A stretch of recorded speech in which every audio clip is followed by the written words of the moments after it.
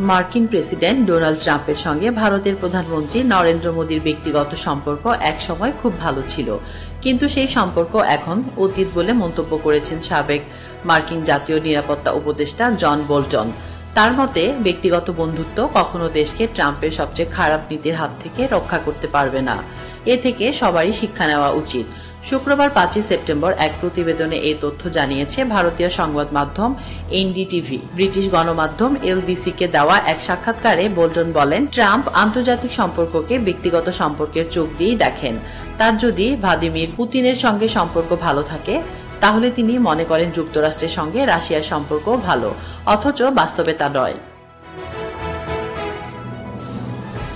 প্রথম দফায় ট্রাম্প প্রশাসনে জাতীয় নিরাপত্তা উপদেষ্টা হিসেবে দায়িত্ব পালন করা বোল্টন মার্কিন রিপাবলিকান এই প্রেসিডেন্টের কড়া সমালোচক। তিনি বলেন, ট্রাম্পের ব্যক্তিগতভাবে মোদির সঙ্গে সম্পর্ক একসময় খুব ভালো ছিল, তবে সেটা এখন শেষ হয়ে গেছে। এটা সবার জন্য শিক্ষা। যেমন যুক্তরাজ্যের প্রধানমন্ত্রী কেয়ার স্টামারের জন্য যে ব্যক্তিগত সম্পর্ক সাময়িক সুবিধা দিলেও খারাপ পরিস্থিতি থেকে আপনাকে রক্ষা করতে পারবে না। সংবাদ মাধ্যমটি বলেছে, বোল্টনের এই মন্তব্য এসেছে এমন এক সময় যখন 2 দশকের মধ্যে ভারত মার্কিন সম্পর্ক সবচেয়ে খারাপ আস্থার মুখোমুখি হয়েছে। বিশেষ করে ট্রাম্প প্রশাসনের শুল্ক নীতি ও নয়াদিল্লির প্রতি ক্রমাগত সমালোচনা এ সংকট আরও গভীর করেছে।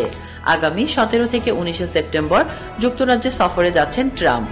এলবিসিতে দেওয়া সাক্ষাৎকারের সঙ্গে সামাজিক মাধ্যমে দেওয়া এক পোস্টে বোল্টন অভিযোগ করেন, ট্রাম্প প্রশাসনের কারণে ভারত মার্কিন সম্পর্ক কয়েক দশক পিছিয়ে গেছে।